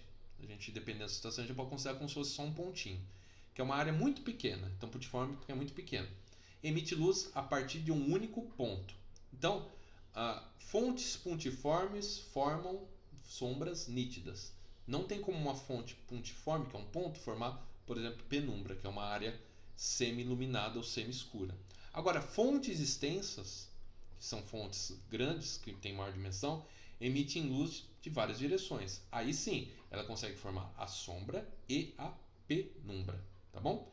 Então, olha só, fonte pontual. A gente vai colocar nesse desenho. Então, imagina o seguinte, aqui a gente tem a fonte que está emitindo a luz e aqui a gente tem um anteparo, ou a gente tem um objeto e um anteparo aqui no fundo. Essa fonte, como é uma fonte pontual, então todos os raios vão sair do mesmo lugar, vai passar em todas as esquinas e a partir do objeto até chegar no anteparo, toda essa área é formada por sombra, ou seja, se for uma fonte pontual, não tiver outra sombra ou outras luzes, que por exemplo, se tiver um objeto aqui, se você colocar um objeto aqui, essa luz pontual vai bater aqui, vai bater nesse objeto, então pode subir penumbras, mas aqui seria como se fosse uma fonte. Se você colocar vários objetos, esses objetos junto com a fonte viraria uma grande fonte de luz extensa, né? Então imagina que aqui é uma área onde não tem nenhum objeto em volta, só tem a fonte de luz pontual e tem um objeto aqui, tá? Então tudo que passar para trás desse objeto é sombra, não vai ter penumbra. Isso é para uma fonte pontual. Agora, para uma fonte extensa já é diferente. Então, temos uma fonte extensa, temos uma região aqui que é um objeto opaco e temos um anteparo. Tá? Essa região que está centralizado o objeto realmente vai ser totalmente escuro, não vai ter luz. Tá? Agora, como a fonte extensa ela sai raios de diversos lugares, então se você pegar essa ponta aqui de cima, vai ser um raio que vai vir para cá e vai vir para cá. Então aqui já tem uma região que tem um pouco de luz, que está vindo um raio de luz para cá. A mesma coisa que nesse lado aqui. Então desse lado aqui vai ser uma fonte, vai ser uma luz que vai atravessar aqui e outra luz que vai atravessar. Então vai atravessar aqui e vai atravessar lá. Quando a gente juntar essas duas imagens, o que a gente vai ter? Ou esses feixes de luz. Este meião aqui é sombra, não tem luz nenhuma. Agora, entre a sombra e o final, que é o máximo que a gente tem de iluminação, a gente vai ter a região que a gente chama de penumbra. Ou seja, é uma região que ela é meio apagada ou meio iluminada. Ela não é nem sombra e nem luz. Uma região que é intermediária. Tá? Então, para a gente ter penumbra, a gente tem que ter uma fonte extensa. Porque fonte pontual só gera sombra, não tem como gerar penumbra, ou seja, só gera a umbra, beleza? Agora, para uma fonte pontual, se tiver vários objetos aqui, naturalmente essa fonte ou essa luz vai bater em seus objetos, essa luz vai ser refletida. O que vai acontecer? A gente vai conseguir criar uma região de penumbra nesse objeto aqui, né? Aqui então, nesse anteparar, a gente vai ter região de penumbra também. Porém, quando a gente fez essa situação aqui, a gente está considerando isso como se fosse o quê? Uma fonte extensa, tá? Então, toda fonte extensa vai gerar penumbra e umbra. Toda fonte pontual só gera a sombra ou a umbra, tá bom? Top! Legal. Agora, galera, vamos falar um pouquinho de câmara escura. Tá? O que vem ser uma câmara escura? A câmara escura é um dispositivo óptico simples que mostra que a luz se propaga em linha reta e permite formar imagens reais invertidas do objeto iluminado. Ou seja, quando a luz de um objeto atravessa um pequeno orifício em uma caixa escura, ela projeta na parede oposta uma imagem invertida do objeto. Então, olha só. Aqui eu vou ter uma representação dessa câmara escura. Então, esse cubo aqui é a nossa... Isso aqui é a câmara escura. Aqui a gente vai ter um buraquinho nessa câmara. Então o que acontece? Aqui a gente vai ter uma fonte luminosa, tá? Essa fonte luminosa vai gerar os nossos raios de luz. Vai ter um raio de luz que vai passar na ponta desse objeto. Então o raio de luz linha reta ela passa pela ponta do objeto, passa pelo orifício e vai chegar no outro lado aqui para baixo. Assim como vai existir um raio de luz que vai passar da base do objeto, vai sair em linha reta, passar pelo orifício e vai chegar aqui na parte de cima. Então, juntando todos esses raios de luz que vão passar, a gente vai ter a formação da imagem dentro dessa câmara escura, tá? Legal. Então, o que a gente tem de relação aqui, ó? Olha só que legal. Percebam que o objeto ele tem o tamanho dito O. Geralmente aqui na ótica a gente usa o O para o tamanho do objeto, tá? Então, O, objeto. Legal. Aqui, se a gente perceber com O, forma um triângulo daqui e aqui e o tamanho do objeto. Formamos um triângulo, onde a altura é P, que é a distância do objeto até a entrada da câmara escura, e o O é o tamanho do objeto. Legal. Agora, aqui dentro, a gente vai ter formação de outro triângulo, ó. Olha que top.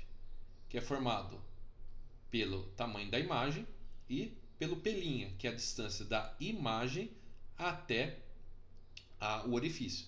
Legal. Como eu tenho dois triângulos e eu tenho semelhança de ângulos entre eles, porque o ângulo que está aqui é a mesma coisa que o ângulo que está aqui, esse lado é paralelo a esse cara aqui, então eu posso tirar uma relação de triângulo. Eu posso, por exemplo, pegar a altura, então eu posso pegar a altura e dividir pela base. Foi o que a gente fez aqui. A altura pela base do grandão é a mesma coisa que a altura da base do pequeno. Então, a altura, que é P, dividido pela base, que é o O, vai ser a altura, que é P' dividido pelo I, que é o tamanho do objeto. Tá bom?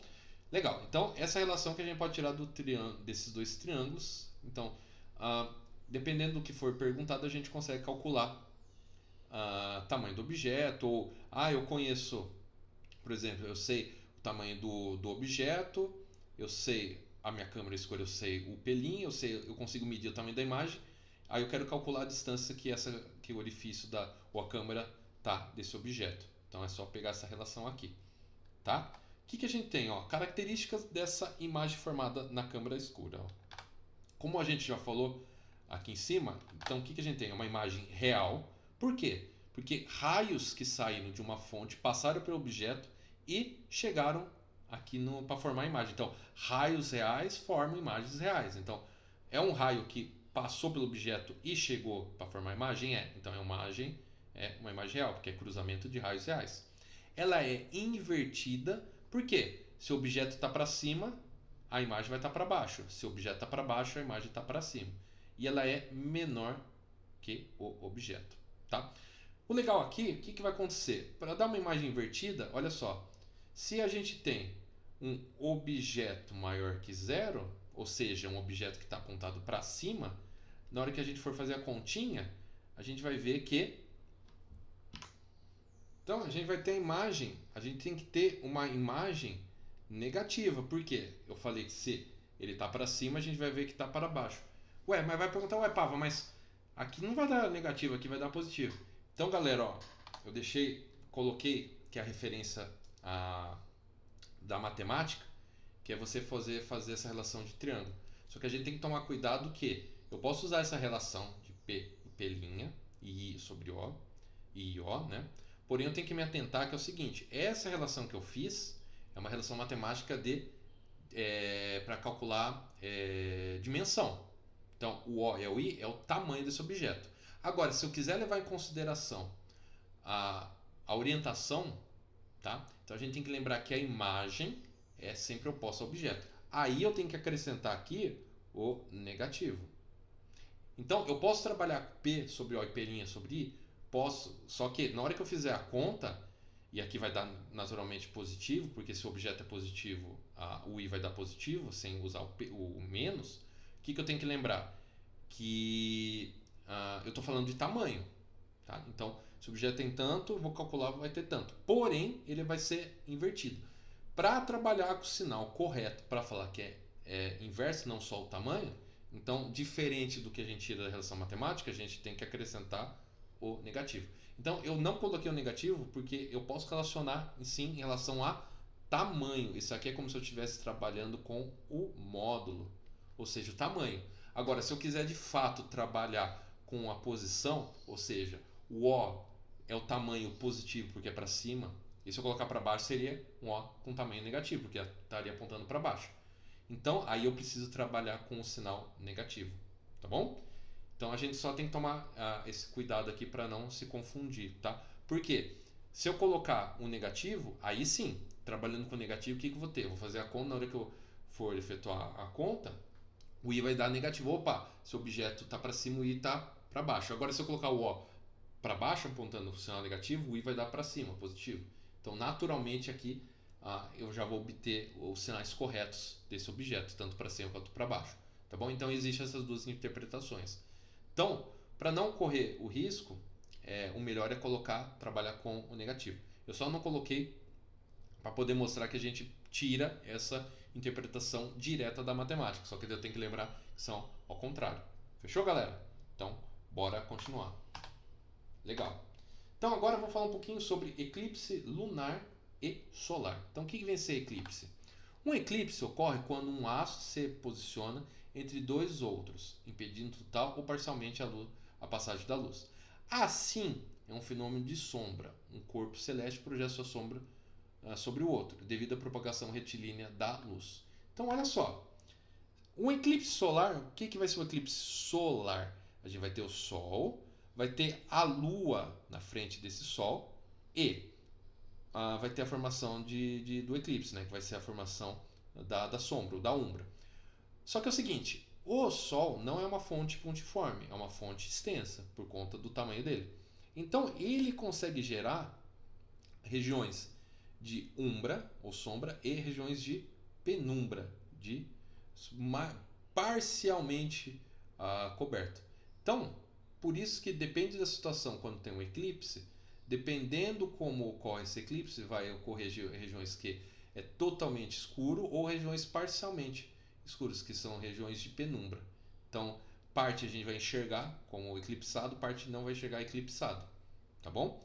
Então aí vai depender da situação que a gente tem a posição entre o Sol e a Lua e a Terra. Então, Sol, Lua e Terra, eclipse solar. Agora o eclipse lunar é o contrário, que é o eclipse que a sombra da Terra vai ser projetada na Lua, que é o oposto.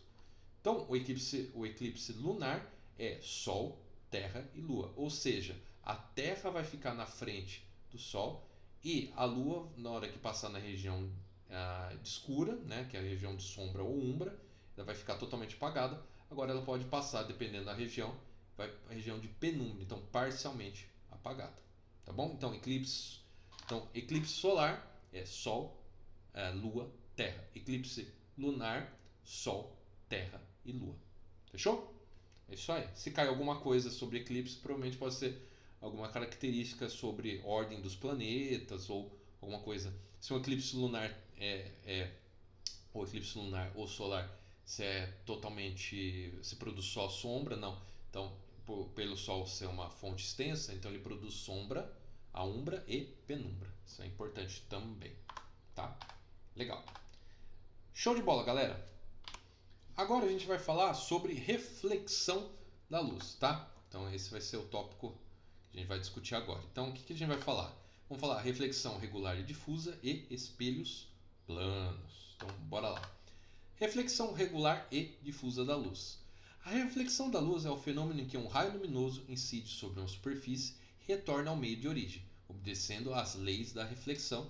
Foi o que a gente falou, as 3 leis sobre a independência da luz, né, que a gente comentou lá. Ou seja, quando a luz encontra uma superfície, parte dela volta para o meio, o que nos permite enxergar os objetos. Então, reflexão regular. Então a gente vai ter a reflexão regular e a reflexão difusa. Então, o fenômeno da reflexão é a luz bate nesse objeto, é refletido, é através da reflexão que a gente enxerga o objeto.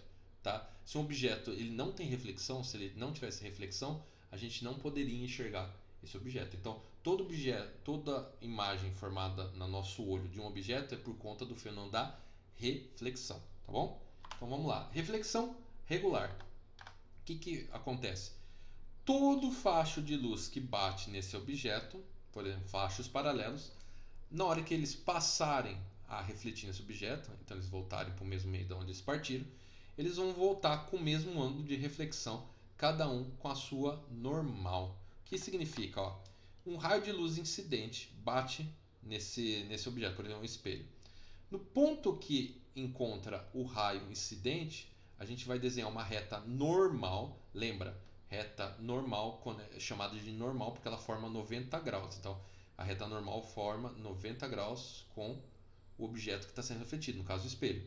Então, entre a reta normal e o raio incidente, a gente marca o ângulo I, que é o de incidência. Aí ele vai bater, vai refletir e vai sair com o ângulo R. O que acontece com uma reflexão regular? Significa que quando tiver essa reflexão, o ângulo de refletido vai ser a mesma coisa que o ângulo incidente. Então, o ângulo de reflexão é a mesma coisa que o ângulo de incidência. Então, isso vai para todo o raio de luz que bater nessa superfície, o ângulo de reflexão vai ser o mesmo que o ângulo de incidência desse raio. Aí vamos ter a chamada reflexão regular, tá bom? Agora, uma reflexão difusa não. Ela, mesmo os raios vindo paralelo, se a gente tiver uma superfície tortuosa, uma superfície não regular, dependendo de onde bater esse raio de luz, a gente vai ter uma reflexão diferente. Então, a reflexão regular, ela forma uma imagem nítida. Agora, uma reflexão difusa forma uma imagem mais borrada. Então, se a gente projetar uma luz numa superfície difusa, a imagem não se torna nítida, é uma imagem um pouco mais ofuscada. Diferente de projeção de luz, por exemplo, um espelho plano, a gente tem uma luz, vai sofrer uma reflexão regular, a gente forma uma imagem nítida, beleza? Então, ó, falando de reflexão nítida, a gente vai falar sobre espelhos planos. Então, olha só, o espelho plano é uma superfície refletora lisa que forma imagens virtuais, direitas e do mesmo tamanho do objeto. Assim, no espelho plano, a luz reflete regularmente, obedecendo às leis da reflexão, e forma uma imagem simétrica em relação ao espelho. Então, quando a gente tem uma superfície de um espelho plano, a gente vai ter aquela reflexão perfeita, né? A reflexão direta. O que vai acontecer? O ângulo da luz refletida vai ser a mesma coisa que o ângulo da luz incidente, tá? Então, a gente vai ter aquela reflexão que é a reflexão regular, tá bom? Legal. O que a gente tem?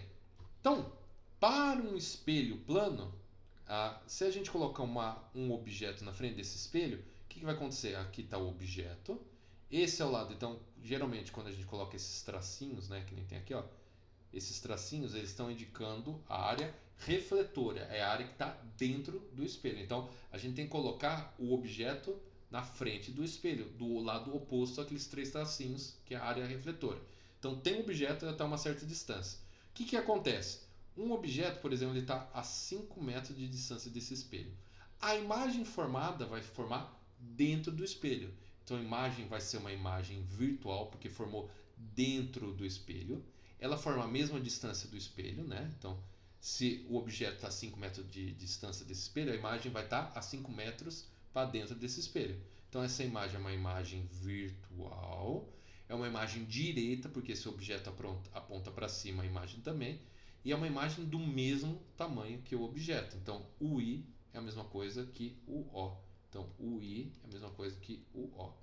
A grande característica que tem uma mudança na imagem é que, por exemplo, se você coloca uma palavra na frente do espelho, você pega um livro e coloca na frente do espelho e você tenta ler, ele não vai ficar de ponta cabeça, mas ele vai ficar invertido, tá? Então, um espelho plano ele inverte na horizontal a imagem, na vertical continua, que é o que é para cima continua para cima e para baixo, porém ele inverte na horizontal, tá?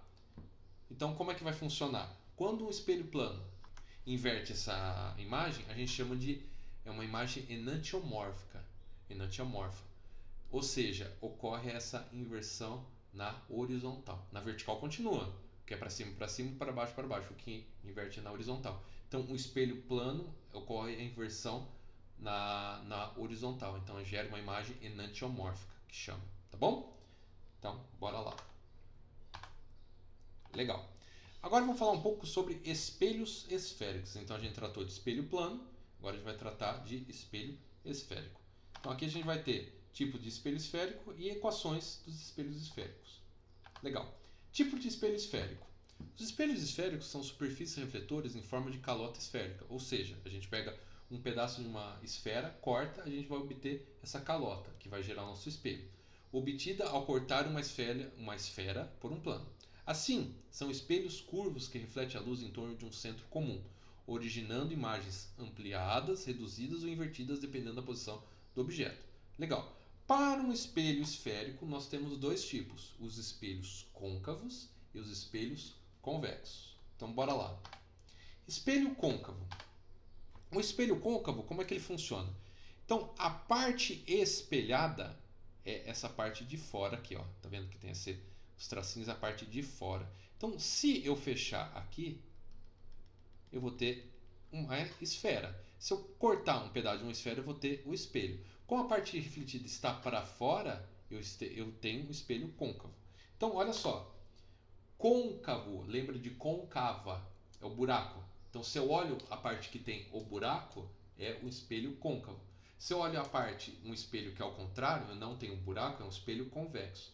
Espelho côncavo, espelho convexo. Se eu pegar uma colher, a parte onde a gente coloca a comida e olhar, forma um espelho côncavo, porque é onde é a parte côncava, com o buraco.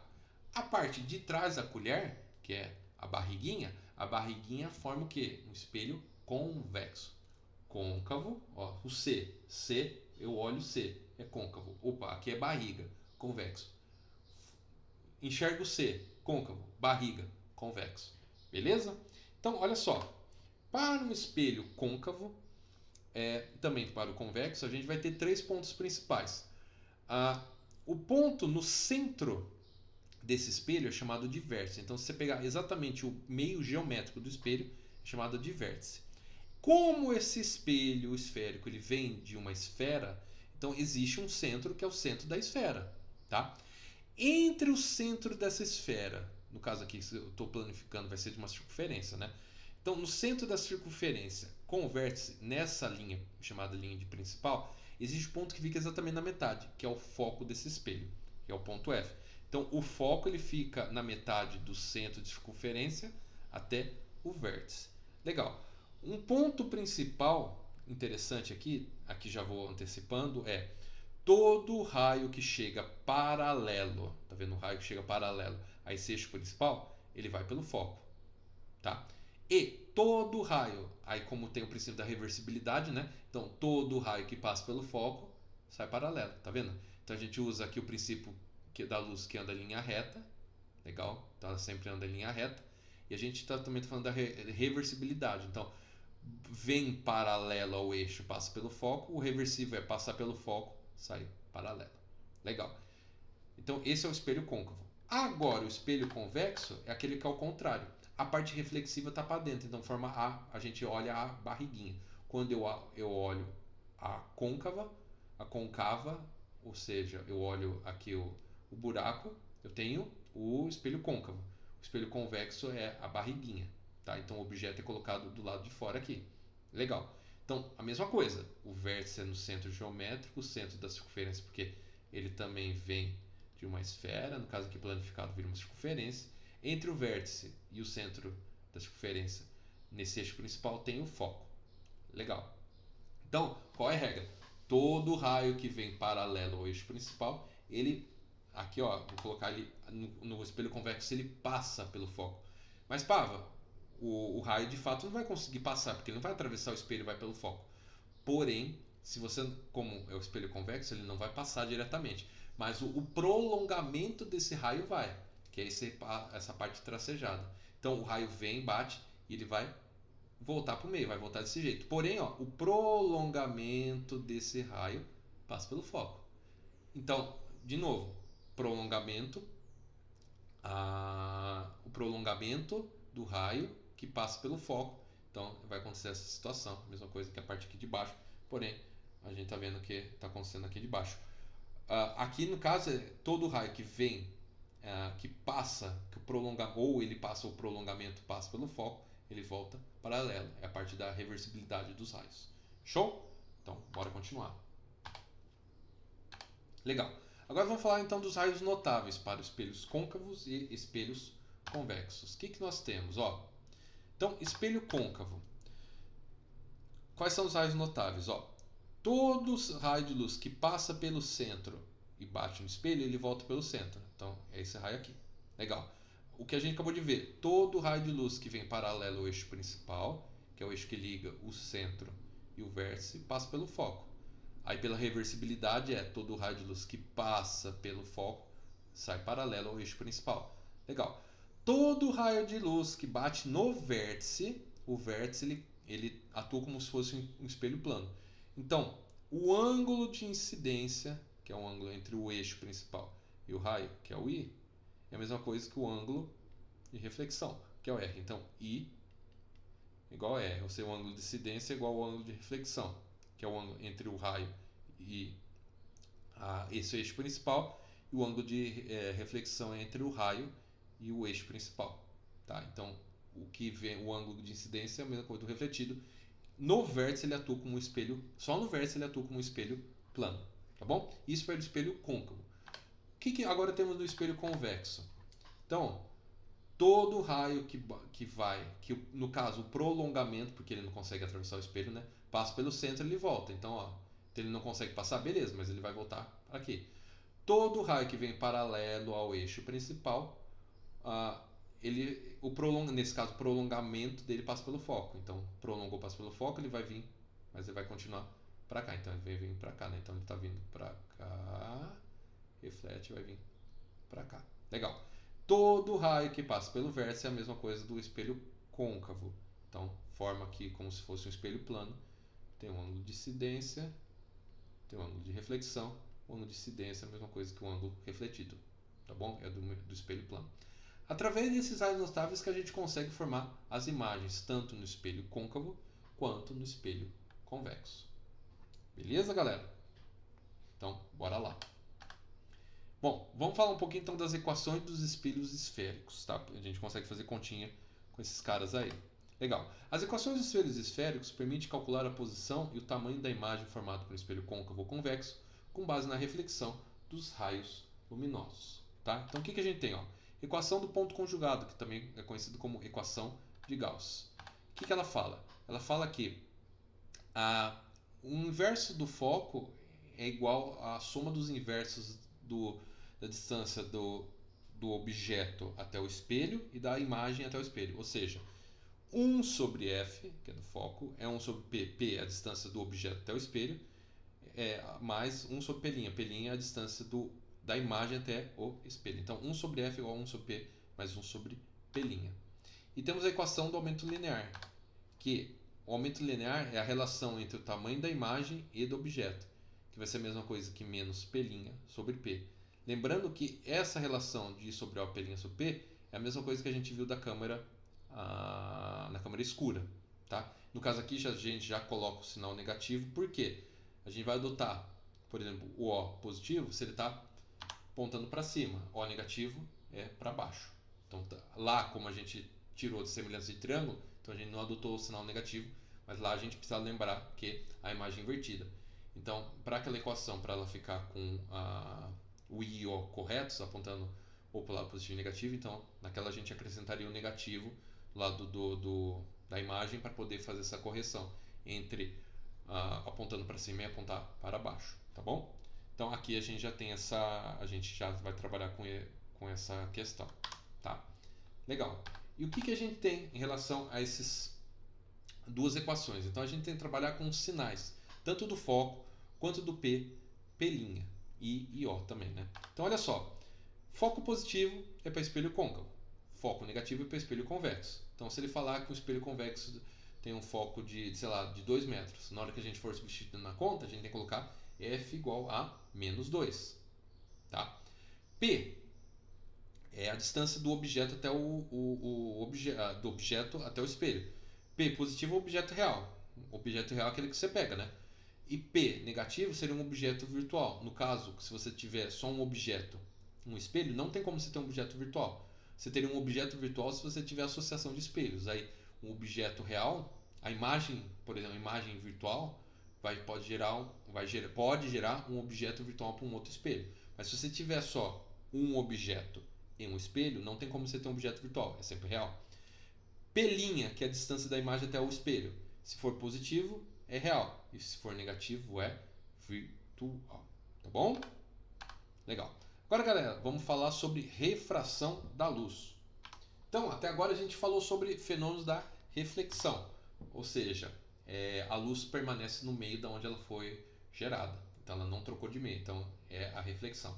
Agora, a gente vai falar sobre o fenômeno da refração. É quando a luz troca de meio. Tá bom? Então, bora lá.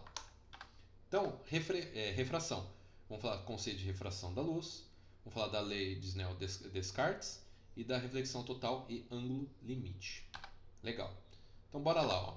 Conceito de refração da luz. A refração da luz é o fenômeno em que um raio luminoso muda de direção e velocidade ao passar de um meio para o outro, com índices de refração diferentes. Assim, quando a luz atravessa a fronteira entre dois meios, por exemplo, ar e água, ela se desvia e altera sua velocidade, mas mantém, isso aqui é importante, que eu já comentei, que a frequência dela nunca muda.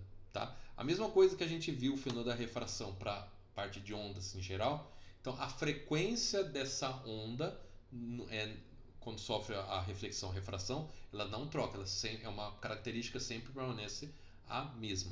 Tá bom? Então, legal. Então a frequência sempre permanece a mesma depois de sofrer o fenômeno. Legal.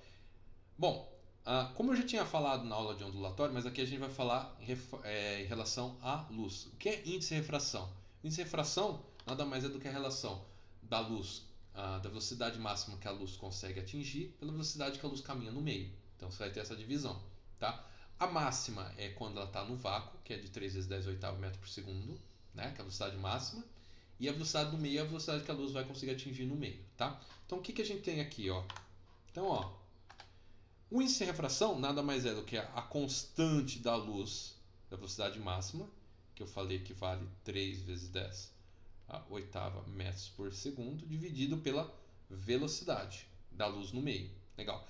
Então, o menor índice possível de ser obtido do índice de refração é quando você pega o V igual a C. Então, C por C dá 1. Então, o índice de refração, o menor índice possível é no vácuo, que vale 1. Então, esse é o menor possível. Menor que 1 é impossível. Então, o mínimo que a gente pode obter de índice de refração é 1. Quanto menor o valor dessa velocidade, como o C é constante, a gente aumenta o índice de refração. Então, se a luz caminha mais devagar, o índice de refração é maior. Tá?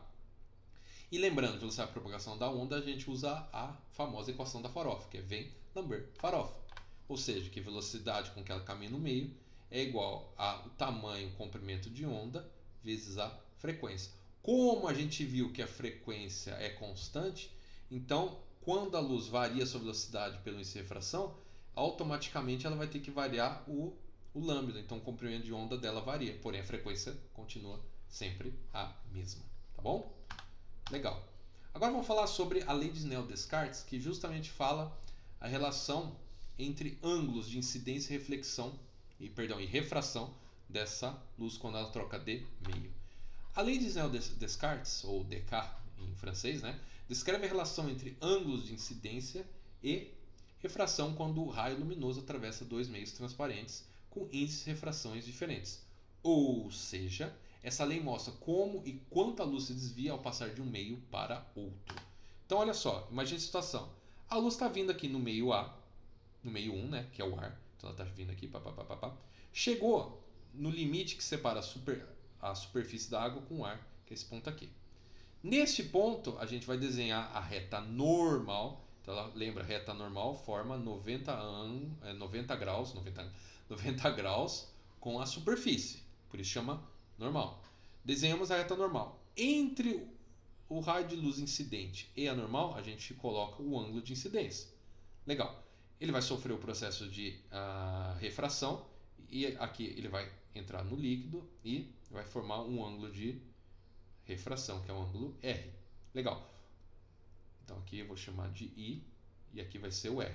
Como é que eu relaciono o índice de refração? Então vai ter o N1 e o N2 com os ângulos. A gente usa essa relação de Snell-Descartes, que é o quê? O índice de refração do meio 1 vezes o seno do ângulo de incidência é igual ao índice de refração do meio 2 vezes o seno do ângulo de refração. Legal. Uma coisa muito importante a gente notar aqui, galera, é o seguinte. Quando a luz... Deixa eu voltar aqui. Quando a luz ela muda sua velocidade para mais baixa, ou seja, ela desacelerou, ela reduziu sua velocidade, ela tende... Até comentei na aula de ondulatória que quando essa onda desacelera, ela tende a se aproximar da normal. Tá? E quando ela acelera, ela tende a se afastar. Então, nesse exemplo, a luz está vindo do ar para a água, o índice de refração da água é maior que do ar. Ou seja, se o índice de refração da água é maior, significa que a luz vai andar mais devagar na água do que no ar. Se a luz anda mais devagar na água do que no ar, então esta reta, que é da luz refratada, ela tende a se aproximar maior da normal. Ou seja, o valor do ângulo é menor que esse ângulo aqui da incidência. Uma coisa muito importante que eu falei, que todo fenômeno, toda vez que tem refração, é o seguinte: parte dessa luz vai ser refratada e parte dessa luz vai sofrer reflexão. A reflexão sempre acontece. Então, parte da luz vai ser refletida e parte da luz vai ser refratada, tá bom? E a relação para calcular, né? Envolvendo os índices de refração e os ângulos, é a lei de Snell-Descartes. Então, que é o que a gente acabou de ver. Beleza? Legal. Bora lá então. Agora, galera, para terminar, a gente vai falar sobre reflexão total e ângulo limite. Então, o que é isso daqui? Ó? A reflexão interna total ocorre quando a luz tenta passar de um meio mais refringente para um meio menos refringente, mas não consegue sair, sendo totalmente refletida de volta para o primeiro meio. Ou seja, a luz fica presa no meio mais denso, refletindo-se completamente na interface entre os dois meios. Então, galera, como é que funciona? Quando temos a reflexão total, a luz ela fica presa nesse meio. Então, vamos imaginar, por exemplo, ar e água. Agora vamos imaginar que a luz tem um feixe de luz sendo gerada na água, tá? Dependendo do ângulo que ela entra em relação a essa normal, que é no ponto da superfície, né, que é aquela reta normal, dependendo desse ângulo, ela não consegue sair. Ela vai ser totalmente refletida de novo para dentro dessa água. Isso que é legal. Isso é o chamado de reflexão total, tá? E aí, para calcular, a gente consegue ver que tem esse ângulo aqui, que a gente pode colocar o ângulo de incidência limite, que é o maior ângulo que a gente coloca aqui, onde ainda vai ter a reflexão total. Então, qual é o maior ângulo que eu posso colocar onde eu ainda vou ter a reflexão total? Então, para calcular esse ângulo, vai ser o seno do ângulo limite, vai ser o índice de refração do meio menor pelo índice de refração do maior. Então, galera, significa que se eu pegar um ângulo de incidência maior que esse ângulo limite, significa que eu vou ter a reflexão total, tá? Então, se eu pegar um ângulo maior que o ângulo limite, eu vou ter a reflexão total. Se eu pegar um ângulo menor que o ângulo limite, aí vai acontecer aquele fenômeno de você ter parte vai ter refletido na reflexão total, então parte vai ser refletido e parte vai sofrer refração, que é o que vai voltar aqui para o meio que está gerando. Então, por exemplo, se eu colocar ar e água, então o menor, por exemplo, seria o N do ar e o maior seria o N da água. Beleza, galera? É isso aí, galerinha. Então, ó, deixa eu trocar aqui. Chegamos no fim dessa pequena maratona aí de aulas. Então foram 4 aulas. Os assuntos que eu abordei nessas aulas têm uma maior tendência de serem cobrados no Enem, porque eu fiz uma análise geral das últimas 10 edições, tá? Então, o que eu espero para o Enem, que vai ser o próximo domingo, né, dia 16, o que eu espero que vai cair? Pode ser um popurrí, um pouquinho de tudo isso que a gente falou nas 4 aulas, sendo as maiores quantidades, né, de mecânica, eletrodinâmica, ondulatória e termodinâmica. São essas 4 frentes que vai ter a maior tendência de cair as questões, né? E a maior delas eu acho que é a mecânica, que vai ter mais questões. Então, particularmente para o Enem, o que eu creio que vai ser? A grande parte das questões vão envolver conceitos e relações com o cotidiano. Então, vai ter uma situação no cotidiano e a gente vai ter que relacionar um fato físico que explica aquela situação e às vezes sem fazer conta. Ou, se tiver alguma conta, vai ser uma conta bem simples. Muito provavelmente, trocas de calor vai ter, por algum meio explicando que a placa solar, placa de aquecimento solar, alguma coisa que nem a gente teve, pode ser uma situação que tenha de novo. Parte de conta que envolva, ou conceito que envolva tabelas, para a gente relacionar uma tabela com outra para achar a resposta. Parte de acústica, de barulho, de propagação de som no ar, que tenha aquela tabela. Tá? Eu estou achando que agora, que nem falou, do limite mínimo, que é de você não ouvir, pode ser agora trabalhar com alguma coisa do limite de dor, que a partir de um certo valor ele pode passar um gráfico para a gente pedir para calcular a partir dali, que seria o limiar da dor. Então a partir daí já começar a provocar uma perda auditiva e coisas ruins para o corpo, né? Um efeito bem danoso para o corpo. Essa parte pode também cair alguma parte de ótica, pode ser alguma coisa de um espelho plano, falar de imagem, o espelho esférico, por exemplo, falar, se eu vou ter um estacionamento e eu quero instalar um espelho, que eu quero ter a maior visão desse estacionamento. Que tipo de espelho eu colocaria? Espelho plano? Espelho côncavo? Espelho convexo? No caso, um espelho convexo. Por quê? A imagem do espelho convexo ela é real, direita e menor. Então eu vou ter uma ampliação do que eu consigo enxergar, tá? Do espelho côncavo, depende de onde eu coloco o objeto, eu vou ter um tipo de imagem. Eu consigo ter imagens virtuais, imagens reais. Porém, uma imagem real de um espelho côncavo é uma imagem direita, normal, virtual, porque é dentro do espelho, direita e maior, porque é uma imagem amplificada. No espelho plano, que a gente viu, são imagens virtuais, a mesma distância, né? Mesmo tamanho e do mesmo objeto, o mesmo tamanho do objeto. Então são várias situações, provavelmente ele vai colocar alguma situação que a gente precisa analisar para poder pegar um contexto físico e achar a alternativa que melhor soluciona o problema proposto, né? Mas é isso aí, galera. Espero que eu tenha conseguido ajudar vocês nesse processo. Muita paz, muita tranquilidade, vai dar tudo certo e vamos firme que vocês vão detonar a prova, beleza? Valeu, galera, muito obrigado pela atenção de vocês e se vocês não estão inscritos no canal, peço que vocês se inscrevam, comentem, mostrem esse vídeo, compartilhem esse vídeo com a galera também para poder fazer essa revisão. Também já deixa aquele joinha, aquele like, que é o pacote youtubístico, né? Comentar, se inscrever e compartilhar. Dar like também, né? Comentar também. E é isso aí, galera. Então, precisando da gente, o SOS Física está sempre à disposição. E bora com tudo, hein? Vocês vão detonar, beleza? Valeu, até a próxima!